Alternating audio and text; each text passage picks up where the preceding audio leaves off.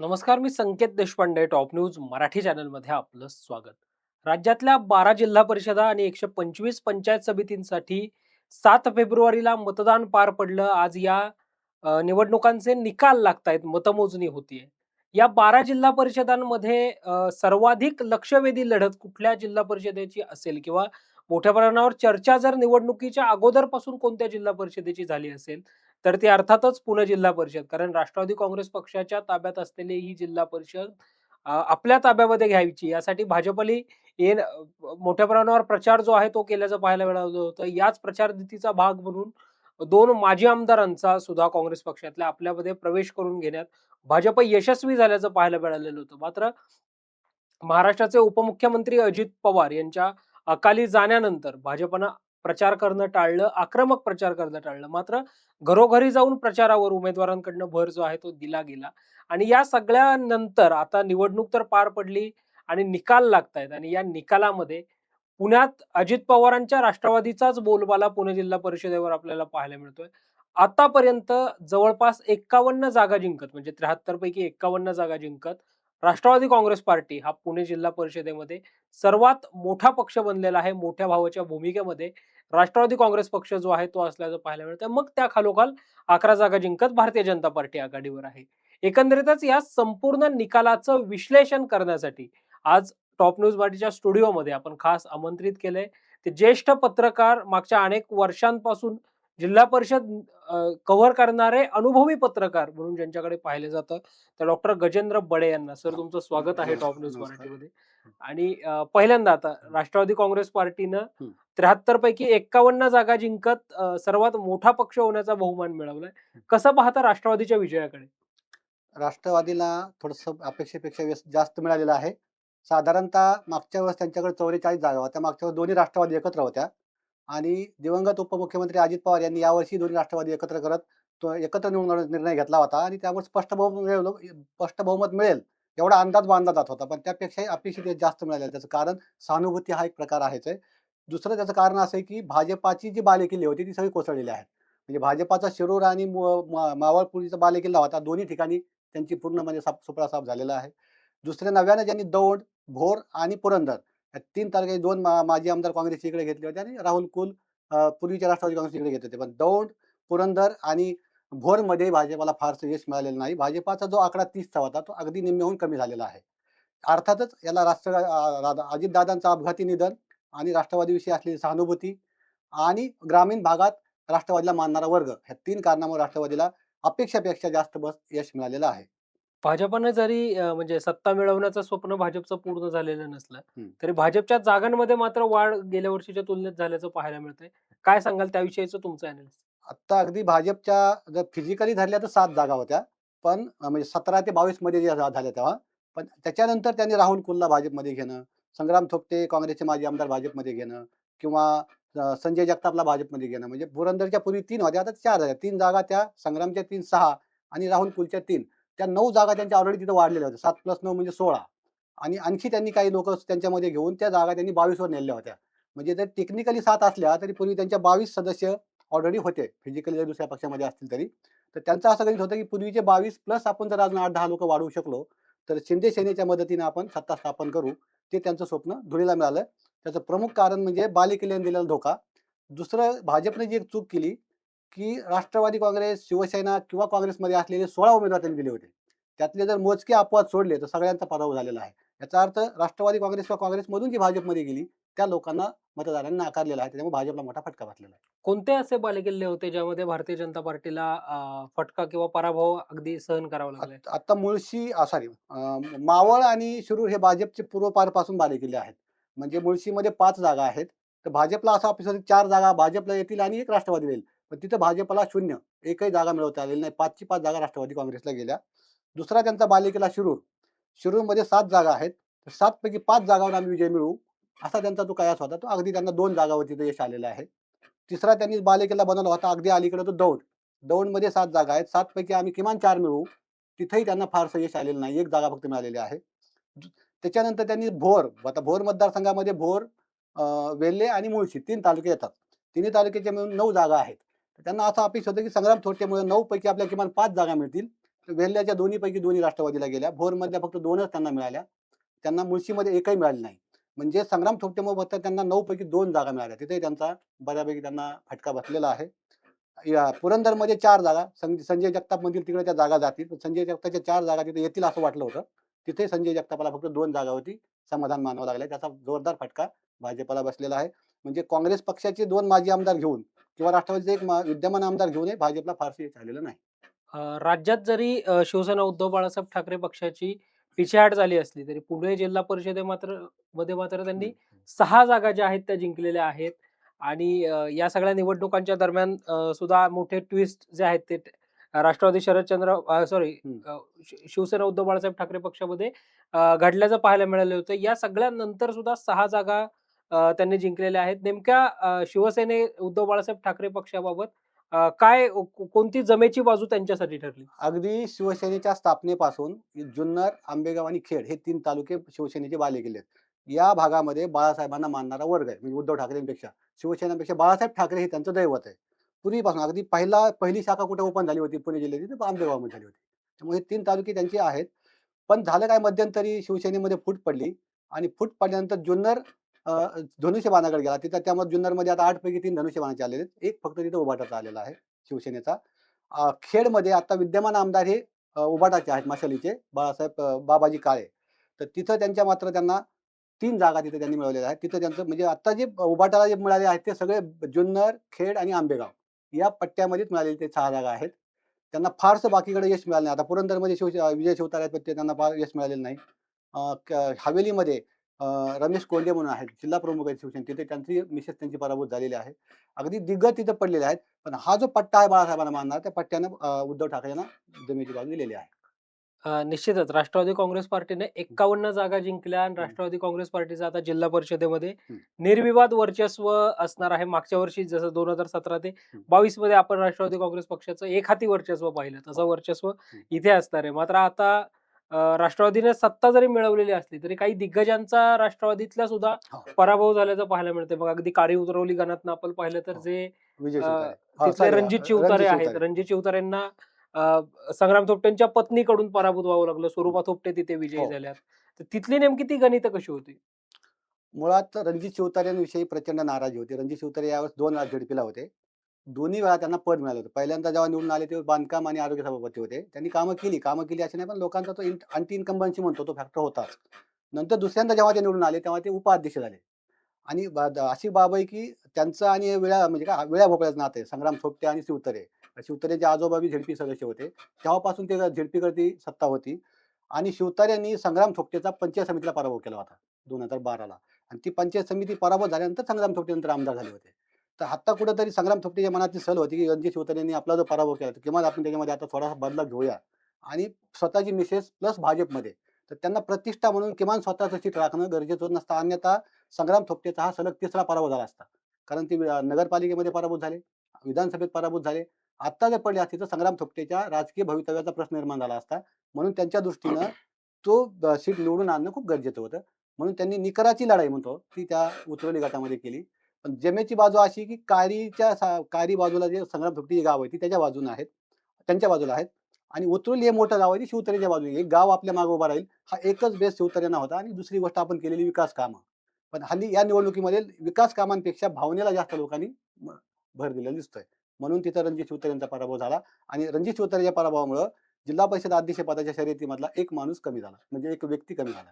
निश्चितच म्हणजे हं, त्या माळशिरस तालुक्यात जसं हं. राम सातपुतेंनी विधानसभा पराभवाचा बदला घ्यायचा म्हणून हो, तिकडे त्या हो. उत्तम जानकरांच्या भावाचा राम सातपुतेंच्या पत्नीने पराभव केला आणि मग त्या विजयाचा बदला आम्ही घेतला हे भाजपने जसं सांगितलं तसं ते हां, कार्यउतरवलीमध्ये झालेलं झाल्याचं आहे. पाहायला मिळतंय. हं, निश्चितच पण या सगळ्यामध्ये आता जरी रणजित शिवतारेंचा पराभव झाला असला हं. तरी इकडे आंबेगावमधनं विवेक वळसे पाटील जे माजी उपाध्यक्ष होते हो, त्यांचा विजय झालाय. अगदी सुरुवातीला विवेक वळसे पाटील पराभूत किंवा हो. पराभवाच्या छायेत अशा चर्चा होत असताना हं. त्यांचा तिथे विजय झाला. काय होत्या वळसे पाटलांच्या जमेच्या बाजू?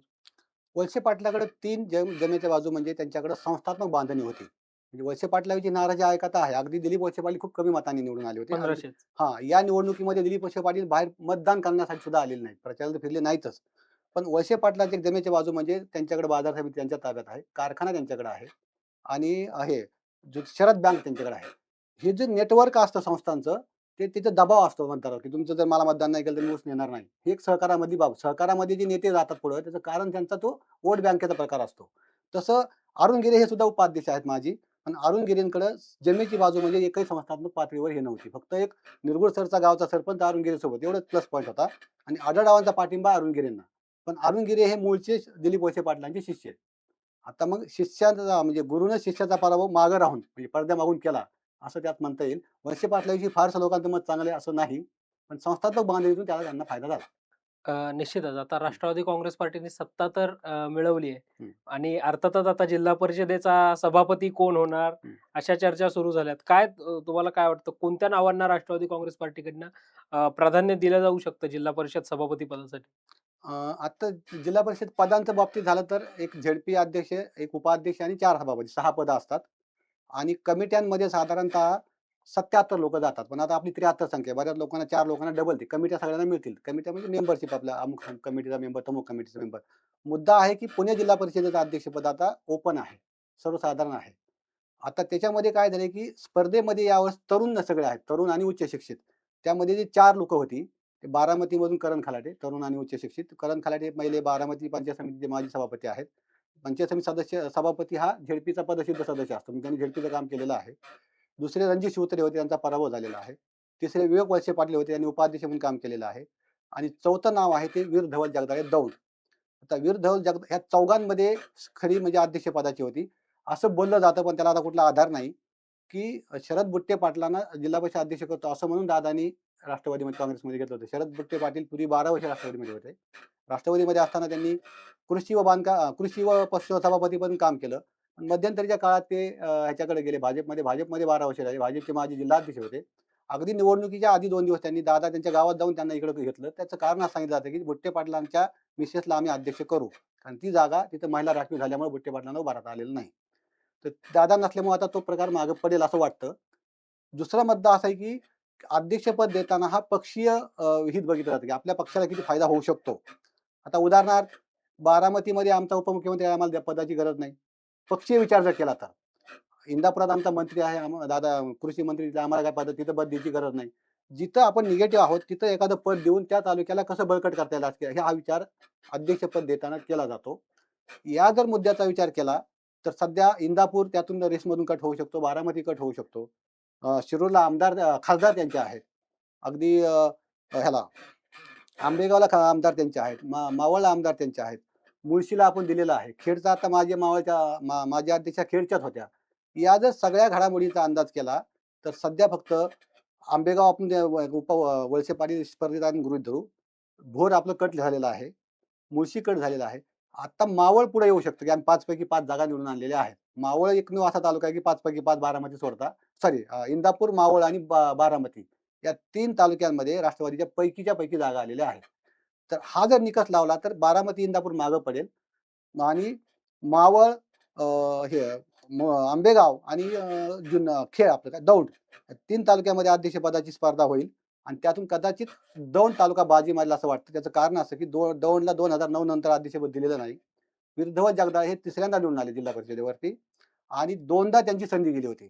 विरधवल जगदाळे हे अजित पवारांचे निकटवर्तीय मानले जातात, उजवे हात मानले जातात. जेवढं त्यांचं निकटवर्तीय अजितदादांशी होतं, तेवढं त्यांचं दोन्ही मुलांशी आहे, पार्थ आणि जय. तेवढं त्यांचं सुनेत्रा वहिनींशी आहे. फॅमिली बॅकग्राऊंडमध्ये जर आता पाहिलं, तर सुनेत्रा वहिनी आणि दोन्ही मुलं पार्थ आणि जय हे अध्यक्षपदाचा निर्णय घेतील. आमदारामध्ये घेणार नाही असं वाटतं आणि त्याच्यामुळं फॅमिलीने जर विचार केला, तर जगदाळे हे अध्यक्ष होतील असं माझं मत आहे. निश्चितच या सगळ्यामध्ये आता प्रामुख्याने शरद पवारांच्या राष्ट्रवादी काँग्रेस पक्षाला मात्र एकच जागा तिथं मिळाल्याचं पाहायला मिळालं. युतीत जरी म्हणजे आघाडी म्हणून 2 राष्ट्रवादी एकत्र जरी आल्या तरी इकडं आंबेगावमधनं हं, देवदत्त निकमांनी केलेला विरोध किंवा हं, हं, मावळामध्ये सुद्धा ती 2 गणितं जी आहेत ती काही बसली नव्हती. मग परत 2 राष्ट्रवादी हं. वेगवेगळ्या तिथं लढल्याचं पाहायला मिळालं. पण या सगळ्यामध्ये सुद्धा शरद पवारांच्या राष्ट्रवादीचीच पिछेहाट झाल्याचं पाहायला मिळतंय. त्याची नेमकी काय कारणं सांगता येईल? कारण पुणे जिल्हा नेहमी राष्ट्रवादीचा बालेकिल्ला साताऱ्यानंतरचा म्हणूनच ओळखलं जात होतं. तरी शरद पवारांच्या राष्ट्रवादीला इथे पिछेहाट सहन करावी लागली. असं नाही म्हणता येणार. त्याच्यामध्ये 2 गोष्टी अशा आहेत, की दोन्ही राष्ट्रवादी फिजिकली एक झाल्या होत्या. जरी टेक्निकली त्या तांत्रिकदृष्ट्या, कायदेशीरदृष्ट्या जरी वेगळ्या असल्या, सगळीकडे राष्ट्रवादी एक झाल्या होत्या. शरद पवारांनी पूर्णपणे अजित पवारकडे स्वातंत्र्य दिलं होतं आणि अजित पवारांनी एक अट घातली होती, की तुम्ही जरी एकत्र झालात, आपण जरी नंतर आपलं विलिनीकरण होणार असलं, तरी सगळ्या जागा ह्या तुम्हाला तुतारीवर लढता येणार नाहीत. सगळ्या जागा तुम्हाला घड्याळवरती लढाव्या लागतील. राष्ट्रवादी म्हणून लढाव्या लागतील. त्या मुद्द्याशी शरद पवार तयार झाले. शरद पवारांनी फक्त 3 नावं सांगितली होती, की माझ्या ह्या 3 लोकांना तिकीट द्या. मला बाकी काही देणं-घेणं नाही. त्याच्यामध्ये गौरव कोलते म्हणजे विजय कोलतेंचा मुलगा शरद पवारांनी सुचवलेलं नाव होतं. दामू घोडे जिथं आता ह्याच्यामधून पराभूत झाले आपल्या शिरूरमधून. ते शरद पवारांनी सुचवलं. यांना आपण काही देऊ शकलो नाही आयुष्यात. आता तरी आपण त्यांना देऊया. या अर्थाने त्यांनी ते खूप वर्ष की आपण शरद पवार निर्णय घेतला होता. आणि मुद्दा असा झाला, की आंबेगावमध्ये आम्ही जरी शरद पवार साहेबांनी सांगितलं असेल, की अजितदादा एकत्र झाले, आम्ही काही एकत्र होणार नाही. असं म्हणून आंबेगावामध्ये तुतारी, दोन्ही शिवसेना असे एकत्र झाले होते आणि तिथं ते 3 प्लस राष्ट्रवादी असं होतं. म्हणजे कुणी आलं तरी यांचाच येणार होता. आणि दुसरा मुद्दा असा, की शरद पवारांनी एवढं बोलून सुद्धा फक्त 6 ठिकाणी उमेदवार उभे केले होते. म्हणजे आंबेगावामध्ये 3, मुळशीमध्ये 1 आणि मावळामध्ये 1 असे अजून एक असे 6 लोकं फक्त त्यांचे उभे होते. 6 पैकी 1 आलेला आहे. म्हणजे त्यांचा फार पराभव झाला असं म्हणता येणार नाही. 73 पैकी 6 त्यांनी उभे केले होते. त्याच्यामध्ये सुद्धा शांताराम इंगवलेची जी पोस्ट आहे मुळशीमध्ये तिथं घड्याळ विरुद्ध हे होतं तुतारी. तुतारी. कुणी आला तरी तुतारी आली तरी यांचीच होती आणि घड्याळ तर यांचाच होता. त्यामुळे ती जागा जरी इकडे धरली तर पवारांचं फार असं काही झालेलं नाही. ते टेक्निकली पराभव म्हणता येईल. निश्चितच. हं, आता जशी जिल्हा परिषद राष्ट्रवादीने जिंकली, तसं हं, पंचायत समितीमध्ये सुद्धा राष्ट्रवादी काँग्रेस पक्षाने आपलं वर्चस्व जे आहे ते सिद्ध केलं. म्हणजे हं, मावळात हं, जसे जिल्हा परिषदेला आउट ऑफ हं, पर्सेंटेज आहेत, तसे पंचायत समितीच्या सुद्धा बऱ्यापैकी सगळ्या जागा राष्ट्रवादीने जिंकल्या. इकडे हं, पुरंदरमधल्या 4 पैकी 2 जागा त्यांच्या ज्या आहेत त्या आलेल्या आहेत. हं, राष्ट्रवादी काँग्रेस पार्टीच मोठ्या भावाच्या भूमिकेमध्ये पुणे जिल्ह्यामध्ये किंवा हं. पुणे जिल्ह्यात राष्ट्रवादीच दादा अशी स्थिती का झाली निर्माण किंवा या सगळ्या विजयाचं पंचायत समितीच्या अनुषंगाने काय तुमचं अॅनालिसिस असेल? काय झालंय, की पूर्वीपासून पुणे जिल्हा जर पाहिला झेडपीची स्थापना 1962 ला झाली. 62 ते साधारणतः 99 पर्यंत पुणे जिल्हा हा काँग्रेसचा बालेकिल्ला. मग तो ग्रामीण असेल, शहरी असेल, ही सगळं ना 99 ला जी राष्ट्रवादी स्थापना झाली ती झेडपी अध्यक्षांच्या बंगल्यामध्ये पुण्यातच झाली. म्हणजे जेव्हा सोनिया गांधीचा आणि पवारांचा वाद झाला, पवार पुण्यामध्ये होते, तेव्हा तत्कालीन माझ्या जिल्हा परिषद अध्यक्ष होते जालिंदर कामठे. तर राष्ट्रवादीचा जन्मच हा पुणे जिल्हा परिषदेच्या अध्यक्षांच्या बंगल्यामध्ये, सरकारी बंगल्यामध्ये झालेला आहे. जे आता क्वीन्स गार्डनला आहे. त्यामुळे राष्ट्रवादीचा हा जन्म पुण्यात झालेला आहे. तर साधारणतः जन्म बघितलं की माणूस पॉझिटिव्ह बघतो. त्याच्यामध्ये शहरी आणि ग्रामीण असा हा दोन्ही गेल्या 5-10 वर्षात जेव्हा भाजप पुढं आलं, तर भाजपला मानणारा वर्ग हा शहरी वर्ग आहे आणि ग्रामीण वर्ग अजूनही काँग्रेस, राष्ट्रवादी किंवा शिवसेना यांना मानणारा आहे. तिथं ते विचारधारा बघत नाहीत, त्या पक्षाचं काम पक्षाचं म्हणजे फार काम चांगलं असं नाही. पण आता राष्ट्रवादी म्हणलं की सहकारामध्ये, सहकार हा ग्रामीण भागाशी निगडीत. भाजप म्हणलं की शहरामध्ये, मग शहर हा शहराच्या विकासाशी निगडीत. आपला काय फायदा या अँगलनी राष्ट्रवादीचं ग्रामीण भागात वर्चस्व आहे आणि म्हणूनच अजित पवारांचा दोन्ही महापालिकांत पराभव झाला. पण नगरपालिकांमध्ये अजित पवार 1 नंबरला राहिले. कारण नगरपालिका जरी शहरी असल्या तरी ग्रामीण भागामधली छोटी शहरं. दरम्यान आता असं वाटत होतं की जशा नगरपालिका दादांकडे आल्या, तेव्हा झेडपी सुद्धा एक निर्वातपणे यांच्याकडे येईल. पण ती अपेक्षेपेक्षा खूप मतानं आली. म्हणजे आत्तापर्यंत राष्ट्रवादीला पहिल्यांदा एवढ्या जागा आल्या. की राष्ट्रवादी पूर्वी कुबड्या घेऊन वर आली होती 1999 ला. 99 ते 2002 पर्यंत. 2 ला त्यांना बहुमत मिळालं होतं. 7 ला मिळालं होतं, 12 ला मिळालं होतं. 17 44 जागा आल्या. त्यांची हायेस्ट 44 आकडा होता. तो आता 51 वर गेला. म्हणजे जवळ-जवळ त्यांच्या 7 जागा वाढलेल्या आहेत. अपेक्षेपेक्षा चांगलं यश यावेळेस त्यांना मिळालेलं आहे. याउलट भाजपचं मात्र खूप मोठं नुकसान झालेलं आहे. एकंदरीत जर आपण निकालाविषयी बोलतोय आता हं, अगदी या मुलाखतीच्या शेवटाकडे जात असताना, हं, जिल्हा परिषदेचं नेमकं कामकाज कसं चालतं? कामकाजामध्ये कोण म्हणजे काय कसा सहभाग असतो? आणि जसे इकडे महानगरपालिकेमध्ये स्वीकृत नगरसेवक असा काही विषय असतो, तसा जिल्हा परिषदेमध्ये तो विषय आपल्याला पाहायला मिळतो का? हो. जिल्हा परिषदेमध्ये फक्त 2 स्वीकृत सदस्य असतात. ती आता संख्या गव्हर्नमेंटनी 5 केलेली आहे. आता ते प्रमाणानुसार बघितलं जातं. तुमच्या पक्षाच्या आता समजा 73 पैकी जर 5 त्याचं प्रमाण काढून मग त्या एकूण आलेले सदस्य असं ते वाटावं. आता ऑलरेडी 2-3 जागा यांना मिळतील. तर स्वीकृतला फार असे काही अधिकार नसतात. त्यांना मतदानाचे अधिकार नसतात. फक्त एक मोठा बाबा मला पद मिळालं, मी सदस्य म्हणून वावरू शकतो. कमिट्यांवर सुद्धा स्वीकृत सदस्य घेता येतात. आता कामकाज म्हटलं तर ग्रामीण भागाशी निगडीत सगळं कामकाज असतं. उदाहरणार्थ आरोग्याचे प्रश्न असतील, मग प्राथमिक आरोग्य. ग्रामीण भागाच्या पायाभूत सुविधा आणि वैयक्तिक लाभाच्या योजना ज्या असतात, महिला बालकल्याण, युवक, त्या सगळ्या जिल्हा परिषदेमार्फत राबवल्या जातात. त्याचं फंडिंग हे जिल्हा नियोजन समितीकडून येतं. त्यामुळे जिल्हा परिषद आणि जिल्हा नियोजन समिती म्हणजेच पालकमंत्री यांचा एकमेकाशी खूप जवळचा संबंध असतो आणि पालकमंत्री दादा, अर्थमंत्री दादा या अर्थानं झेडपीकडे दादांचं कायम लक्ष असायचं. झेडपी म्हणजे हे डी एक मानलेलं मानसपुत्र मानता येईल. म्हणून झेडपी आणि डी खूप जवळचा संबंध आहे. निश्चितच या सगळ्या निवडणुकांमध्ये म्हणजे पुणे जिल्ह्यामधनं काँग्रेस जवळपास हद्दपार झाली हो. की काय अशी स्थिती पाहायला मिळते. म्हणजे अगोदर हं. विधानसभेला काँग्रेसचा एकही आमदार निवडून आला नाही. जी काही भोरची जागा होती ती त्यांनी गमावली. इकडे पुरंदरची जागा होती ती गमावली. नंतर महानगरपालिकांच्या निवडणुका ठीक आहे, पुणे महानगरपालिकेत 15 नगरसेवक निवडून आले. उर्वरित ठिकाणी मात्र काँग्रेसला फारशी समाधानकारक कामगिरी करता आली नाही.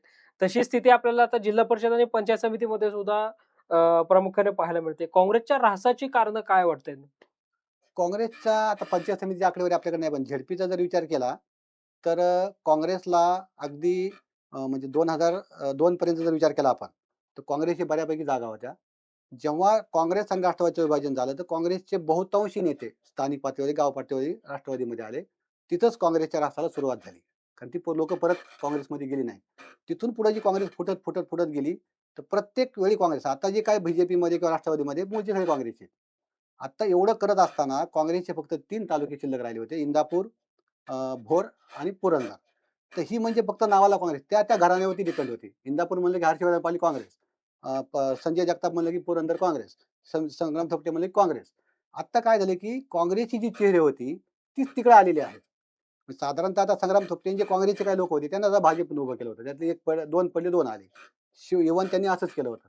की काँग्रेसने यावेळेस तुल्यबळ असं कोणी दिलेलं नव्हतं. फक्त 14 लोकं रिंगणात उतरले होते. ते सुद्धा कसे, की स्वतःहून, की मला आता तिकीट कुठलंच मिळत नाही ना, तर मी आता काँग्रेसमध्ये उभा राहतो. काँग्रेसकडे कोणी माणूस नव्हता, तर हा बाबा होतो.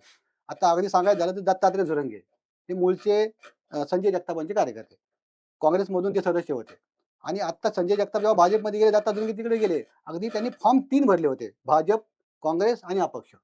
आणि आपल्याला कुठंच तिकीट मिळत भाजप तिकीट दिलं नाही म्हणजे त्यांनी काँग्रेसचं तिकीट कायम ठेवून त्यांनी आपलं निवडणूक रिंगणामध्ये माझ्या कामात ज्यावेळेला मी निवडून येईल, तेवढी एकच जागा येईल असं वाटलं होतं. बाकी काँग्रेसला कुठेही निवडून यासारखा माणूस उभाच नव्हता मुळात. त्यामुळे रास झाला असं म्हणता येणार नाही. हा रास 2002 ला सुरू झालाय. त्याचा आता शेवट आता झालाय. की आता नक्कीच. पहिल्यांदाच झेडपीमध्ये एकही काँग्रेस सदस्य नसणार आहे. जो मागच्या वेळेस 7 होते. दत्तात्रय झुरंगेंच्या जागेवर आपले वडगाव शहरीच्या ज्या आमदार आहेत बापूसाहेब पठारे, हं, त्यांच्या कन्या रुपाली झेंडे ज्या आहेत त्या तिकडनं निवडून आल्यात. म्हणजे बापूसाहेब पठारेंची हं. 5ही बोटं आता तुपात हो, असल्यासारखी दोन्ही स्थिती जी ते आहे हो. ती पाहायला मिळते. हो, बापूसाहेब पठारे 2 मुली निवडून आल्या. एक पुरंदरमधून आली आणि एक शिरूरमधून आली. शिरूरमधून ज्या त्यांचं आडनाव कंज हे काय आपलं मुंगसे. नाही मुंगशेखेडमध्ये होत्या. त्यांचं गव्हाणे आडनाव आहे. त्यांचं नावही सोडलं पण गव्हाणे नावाचे त्यांनी मंगलदास बांधाच्या पत्नीचा पराभव केलाय. ते बी बापूसाहेब पठारेची एक मुलगीच आहे. म्हणजे आता 2 मुली झेडपीला आल्या आहेत बापूसाहेब पठारेंच्या. म्हणजे 2 मुली जिल्हा परिषदेला, सून आणि मुलगा नगर महापालिकेला महापालिकेला आणि हे स्वतः आमदार आमदार आणि असं. प्रत्येक जण वेगवेगळ्या पक्षातून आहे. हो, हो, हो, हो. असं आहे. सगळं निश्चितच हां. या सगळ्या निवडणुकांच्या अनुषंगाने जिल्हा परिषद आणि पंचायत समिती निवडणुकांच्या अनुषंगानं या निकालांमध्ये पुणे जिल्हा परिषदेमध्ये असेल किंवा पंचायत समितीमध्ये सुद्धा राष्ट्रवादी काँग्रेस पार्टी मोठ्या भावाच्या भूमिकेमध्ये गेलेला आहे आणि त्यामुळे अर्थातच पुणे जिल्हा परिषदेचा अध्यक्ष कोण होणार आणि मग पुणे जिल्हा परिषदच्या विजयामागची राष्ट्रवादीची कारणं काय आहेत आणि एकंदरीतच या सगळ्या विषयावर आपण ज्येष्ठ पत्रकार डॉक्टर गजेंद्र बडे सर यांच्याशी चर्चा केली. सर मनःपूर्वक धन्यवाद. तुम्ही टॉप न्यूज नमस्कार. मराठीशी थँक इतकं यू. विस्ताराने बोललात. अशाच ताज्या आणि महत्त्वपूर्ण बातम्यांसाठी, मुलाखतींसाठी, विश्लेषणांसाठी पाहत रहा टॉप न्यूज मराठी. आपला महाराष्ट्र, आपली बातमी.